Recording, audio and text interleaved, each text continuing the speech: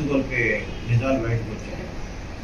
ఏదైతే ఈ చనిపోయినటువంటి వ్యక్తి ఉన్నాడో ఆ వ్యక్తి ఒక 15-20 సంవత్సరాల క్రితం ప్రేమించి ఒక ముస్లిం అమ్మాయిని పెళ్లి చేసుకుంటాడు. ఆ ముస్లిం అమ్మాయి పేరు సయ్యద్ ఎండి రెహనా అనే అమ్మాయిని పెళ్లి చేసుకుంటాడు. ఈ పెళ్లి చేసుకున్న క్రమంలో 2 పిల్లలు పుడతారు. అంటే ఒక బాబు ఒక పాప ఉంటారు. ఈ మధ్యకాలంలో ఈమెకి ఆరిక రమేష్ అనే వారితో అక్రమ సంబంధం ఏర్పడుతుంది. ఈ అక్రమ సంబంధం భర్తకు తెలిసి ప్రశ్నిస్తాడు. ఫోన్లో తరచుగా మాట్లాడుతుంటే ఎందుకు మాట్లాడుతున్నాయి ప్రశ్నిస్తాడు. ఈ ప్రశ్నించితే దాని మీద అక్కడ ఈ కాలనీ సింగరేణి జీఎం కంప్లైంట్ చేసి తనకు ఏదైతే ఆరిక రమేష్ అల్లి అక్రమ సంబంధం ఉన్నటువంటి ఎవరైతే ఉందో రేహానాకి అక్రమ ఆరిక రమేష్ వాళ్ళ ఇంటికి ఎదురుగా క్వార్టర్లు ఉంటాడు. ఆ ఎక్కువ జీఎం కంప్లైంట్ చేసి క్వార్టర్ ఖాళీ చేసి పంపించేస్తాడు. పంపించిన తర్వాత ఇక ఈ రమేష్ అనే వ్యక్తి ఈమెతో తరచుగా మాట్లాడటం, భర్త చూడటం, భర్త ఈమెను ప్రశ్నించడం, ఈమె రమేష్ దగ్గర మాట్లాడడం ఇదంతా జరిగి ఏదో విధంగా భర్తని తొలగించాలనే ప్లాన్లో భాగంగా ఆరిక రమేష్ ఈమె రెహానా అనే చెప్తుంది.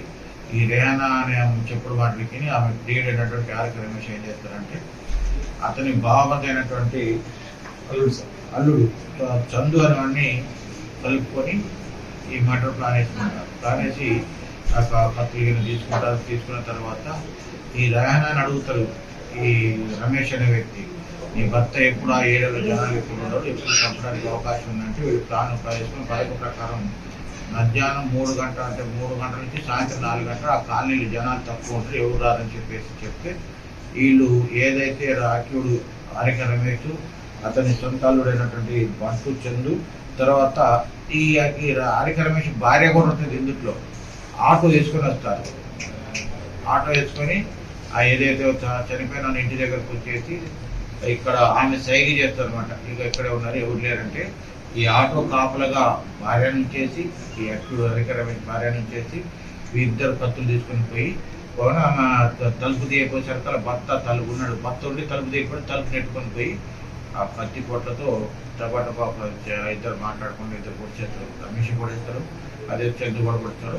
తర్వాత ఆ బాధ తట్టుకోలేక ఏదైతే మృతులు ఉందో బయటికి పరిగెత్తుకొస్తుంటే బయటకు వచ్చి వేరే ఏరియాలో పోతే అక్కడ వాళ్ళని చూసి ఆటో వేసుకొని రెడీగా ఉన్నటువంటి ఈ భార్య ఆటో తీసుకుని వెళ్ళిపోతుంది. ఈ భార్య పోయేటప్పుడు ఏం చేస్తుందంటే ఈ రెహనాతో పారిపో ఇక్కడ ఉండబాబు అని చెప్పి బాయలో పడుతుంది. ఈ విధంగా అక్రమ సంబంధ నిపుణులతో ప్రియుడితో కలిసి పథక ప్రకారం ఈ హత్య చేస్తారు. ఈ హత్యని మన టోటల్ సిఐ గారు 2 రోజుల్లో దీని తర్వాత వీళ్ళు చాలా దూరం ప్రయాణం చేస్తారు. ఈ కత్తిలో కడపడేస్తారు. తర్వాత రక్తం మరకలు బట్టలో కడపడేస్తారు. వీళ్ళు తీసుకుపోయిన ఆటో కూడా అక్కడ ఉంది. ఇప్పుడు అది వేరే ప్లేస్లో ఉంది. అది ఇన్వెస్టిగేషన్ ప్రాసెస్లో బాగా చెప్పలేమని ఆటోను కడపెడతారు. ఇవన్నీ చేసి ఈరోజు మార్నింగ్ వాళ్ళందరినీ అరెస్ట్ చేసి ఏదైతే ఈ హత్యలో పాల్గొన్నటువంటి నలుగురిని అరెస్ట్ చేసి వాళ్ళ సమస్యలు ఈ 2 కత్తులను రక్త మరకలు తడిచిన బట్టలు స్వాధీనం చేసుకున్నాం. ఇప్పుడు కోర్టులో హాజరుపడతాం. 2 రోజుల్లో మర్డర్ జరిగిన 2 రోజుల్లో మన యొక్క ఇన్వెస్టిగేషన్ స్పీడ్గా చేసి యాక్చువల్ వెంటనే పట్టుకున్నటువంటి మన టూటౌన్ సిఐ రమేష్ గారిని ఎస్పీ గారు ప్రత్యేకంగా అభినందించారు. ఇవాళ కూడా ఇస్తున్నాను.